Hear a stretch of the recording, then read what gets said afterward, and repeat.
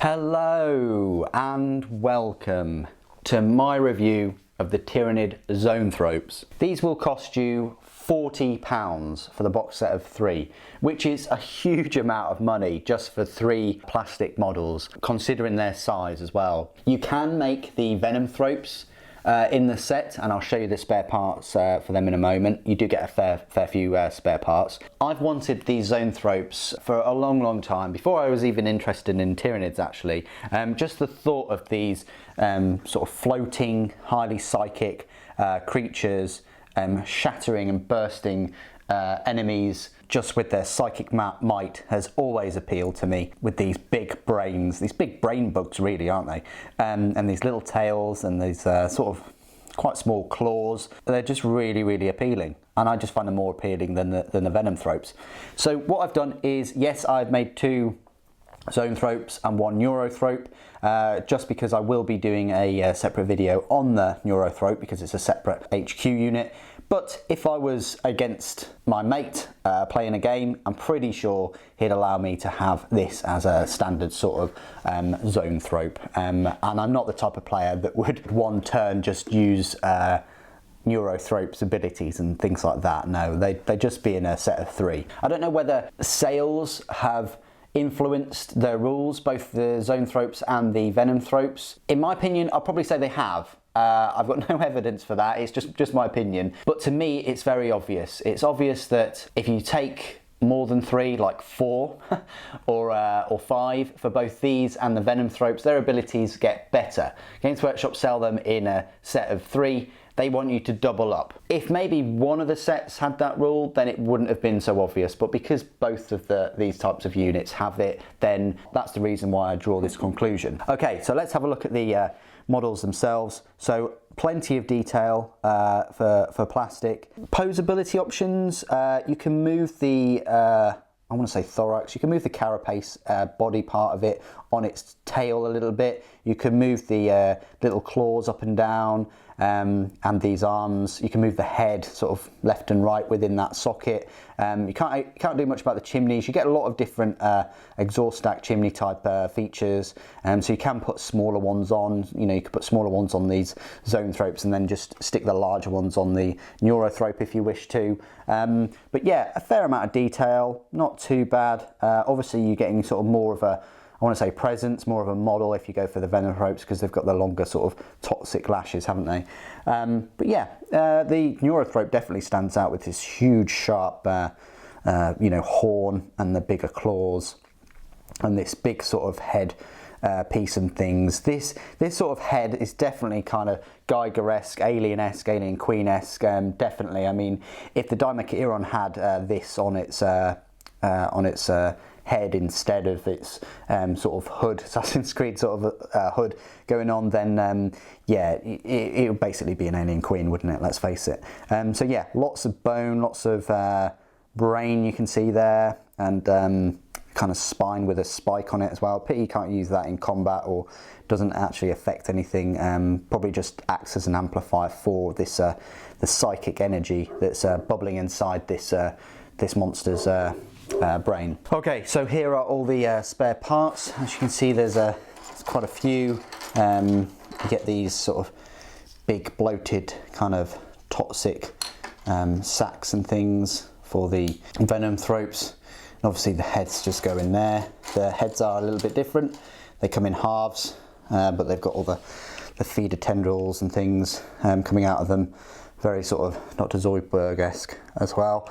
And then they've got these kind of toxic miasma lashes kind of things, which yeah, do stick out. They're interesting looking models anyway. I just get the Zoanthrope kind of movement a bit more, that they've got the psychic might, so they are kind of like levitating, whereas these Zoanthropes are sort of floating about with their gases, and that sort of makes sense actually, that, you know, if you've got sort of, I don't know, some kind of gas that is keeping them afloat, that makes sense too.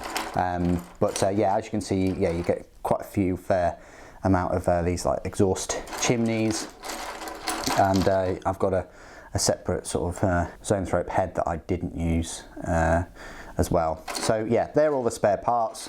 for what it's worth. For me at least, I'd much prefer if they would have made this set into 2 boxes, one of Venomthropes, one of Zoanthropes, maybe price them at £25 each. Then people would be buying both the sets and Games Workshop would make £50 rather than just buying one set and going, you know what, I'm not really tempted to spend £80 on 6 plastic models. But Games Workshop have obviously done the maths and things and found out that actually £40 is still better than the £25 that people would definitely pay. But it is what it is. They've done it before with like the Terminators. They brought out a separate box for standard Terminators and one for the close combat specialists. Unfortunately, they didn't opt to do that with the Centurions, have one set close combat, one set ranged, which in my opinion would have been better. And likewise with this set, I think it would have been better if they had 2 boxes completely different. As it stands, they've got the Venomthropes on the front. They were quite new. I don't think they've been around before, but I just feel that the Zoanthropes on the box would have been a bit stronger. But that's my own personal opinion, just because I like them more, basically. Okay, let's have a look at some size comparisons. So next is a Tyranid Warrior, which is quite a decent sized model. They do tower above a Tyranid Warrior, I have to say, even though they're on the smaller 40mm bases. Yeah, 40mm bases, so they're on the Terminator bases, but this Warrior's on the 50mm. So yeah, they do tower above a Tyranid Warrior. Next to a Lictor, which is quite a tall model. Yeah, taller than a Lictor, on the same size base though. Next to a Gene Stealer. Here's one I sort of painted earlier.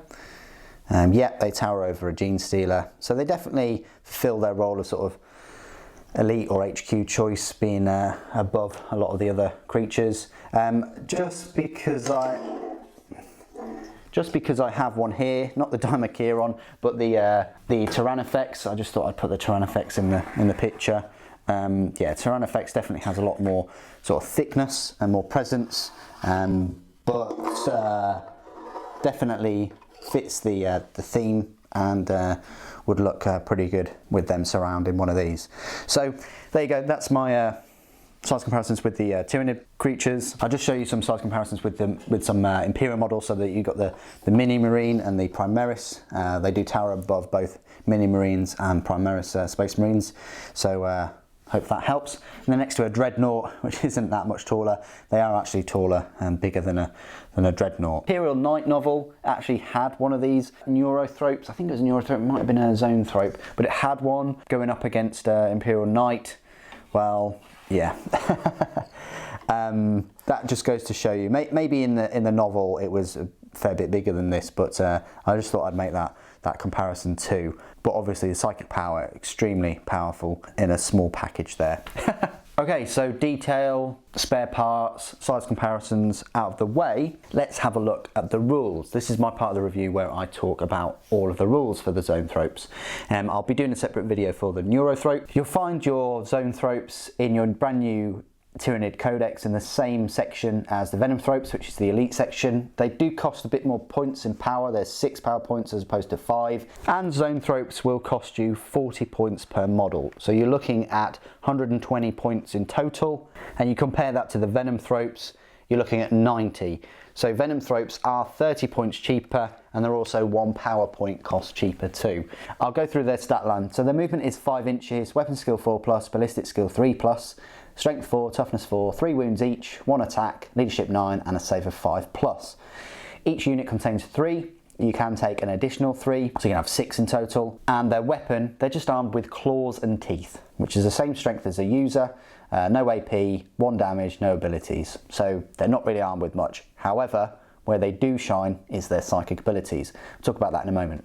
So their main abilities are their Shadow in the Warp and Synapse. They have a Warp Field, so they have 3+ Invulnerable save, which is incredible. So 5+ normal, 3+ Invulnerable. And they have a Warp Blast. So 3+ Invulnerable from ranged and melee is just incredible. It really is. Warp Blast. When the unit manifests the Smite psychic power, it affects the closest visible enemy unit within 24 inches instead of within 18 inches. In addition, it inflicts an additional D3 mortal wounds on that enemy unit if the unit contains 4 or 5 Zoanthropes or an additional 3 mortal wounds if it contains 6. So you really should be running these in 6. I don't know whether you're going to be able to keep hold of 6 because they're going to be a bit of a bullet magnet, but if you continue to have 6, then you're going to be dishing out 3 extra mortal wounds, which is quite horrific. So Psyker, this is why you mainly get it. A unit of Zoanthropes can attempt to manifest 1 psychic power in each friendly psychic phase, and attempt to deny 1 psychic power in each enemy psychic phase. A Zoanthrope unit of 4 or more models can instead attempt to manifest 2 psychic powers in each friendly phase, and attempt to deny 1 psychic power in each enemy phase. A Zoanthrope unit knows Smite and 1 psychic power from the Hive Mind Discipline. We'll talk about those in a moment. When manifesting or denying a psychic power with a Zoanthrope unit, first select a model in the unit, measure range, visibility, etc. from the model. If the unit suffers perils of the warp, it suffers D3 mortal wounds as described in the core rules, but units within 6 inches will only suffer damage if the perils of the warp causes the last model in the Zoanthrope unit to be slain. So that's quite interesting. So I may have explained these in the Tyranid Hive Tyrant review, but I'll just go over them again. So the psychic rules: you've got D6 result, you've got Dominion. It has a warp charge value of 5. If manifested, you select friendly Tyranid units within 36 inches of the Psyker that has the instinctive behaviour unit. Until the end of the next psychic phase, the unit ignores instinctive behaviour.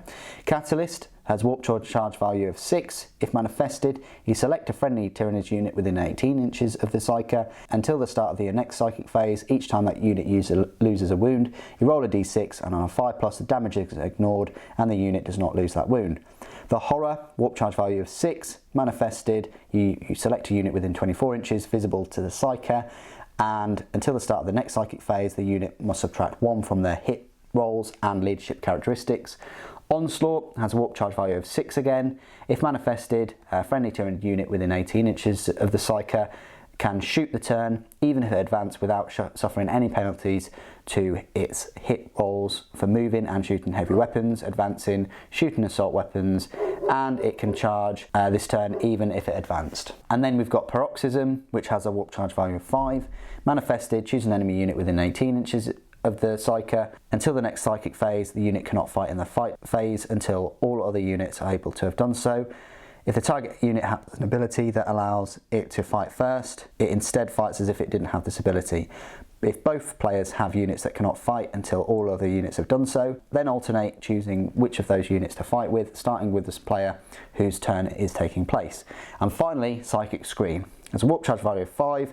If manifested, nearest enemy unit within 18 inches suffers D3 mortal wounds. And in addition, if that unit is also a Psyker, you roll 2 dice, and if the result is higher than leadership, randomly select 1 of their psychic powers and they can no longer use that psychic power. So that's quite horrific. So that's all the psychic powers. I thought it'd be useful for me to just go over them because they are a psychic unit, and that is the main reason you get them. You wouldn't get them because they're horrific in close combat. They're not. They just have, you know, your normal strength 4. They do have your 3+ invulnerable save though. They're not very fast. They're only movement 5 inches, and you're mainly using them for these for the Hive Mind Discipline psychic powers and the Smite. Although it seems that if you've got 4 to 6 of them, you are getting a better deal with dishing out that Smite psychic power up in the range to 24 inches. These aren't a long range, high toughness, high survivability unit. Other than that 3+ invulnerable, their toughness is still only 4. So weight of fire is still going to bring them down. They've only got 3 wounds each, you know, and with their psychic powers potentially having a range of 24 inches, then you're pretty much going to be subjecting them to supporting the rest of your army. That could be supporting them with the instinctive behaviour. It includes supporting them with Catalyst, Onslaught, and possibly in some cases Paroxysm. But the others are quite short range, so you just got to bear that in mind. Although they move 5 inches, the furthest range that they have with any sort of psychic power is that 36-inch Dominion psychic discipline. Now, comparing them to the Venomthropes, the Venomthropes have a worse ballistic skill than the Zoanthropes, and they do actually have a shooting attack too, although it's a very short range shooting attack. And they have more attacks, but their leadership is much worse, and obviously they're not a synapse creature and they don't have that invulnerable save. They just have the save of 5+. I don't want to go too much into detail with Zoanthropes, but the main reason you're going to be using the Zoanthropes is for the mortal wounds that they inflict. However, that's only going to happen on a 5+. And the shrouding spores, which can be used against monsters as well, but you need 3 or more models. Obviously, if you get 6 Zoanthropes, then you have a 9-inch range for that, which is, yeah, definitely much better, you know, having that 9-inch sort of bubble. But that's the main reason why you get the Zoanthropes, because they're not the best in close combat. They don't dish out that many attacks. They do get the toxic miasma and the shrouding spores, but it is mainly for their knocking off the ranged weapons, similar to the Malanthrope, really.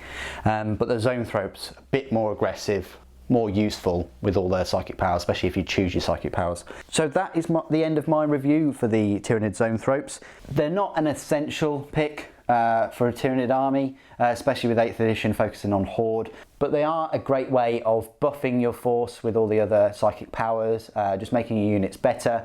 They're sort of survivable with the 3+ invulnerable save, but they don't have that many wounds and they don't have a high toughness. It would have been nice if they could project their sort of psychic shielding in a way, a little bit like void shields maybe, and give units, you know, I don't know, within 3 inches or something, an invulnerable 5+ or 6+ or something like that, where they project their sort of psychic shields. That's the way I sort of always thought Zoanthropes operated, that they could, you know, shield another little Tyranid creature or something. Maybe if that's to the detriment of their own invulnerable save, I think that would be a cool little feature, because you've already got all the psychic powers and things and the smite being buffed by more of them. But I would have thought that Zoanthropes on their own are quite powerful psychic wise, but I understand that collectively that psychic energy is definitely going to coalesce and increase in effectiveness. Anyway, what do you guys think of Zoanthropes? Do you use them in every game where you use your Tyranids? Can you think of any strategies and things where best to deploy them? Please do put it in the comments below. It'd be great to hear your thoughts. Thank you ever so much for joining me today. Thank you for watching. For the Norn Queen.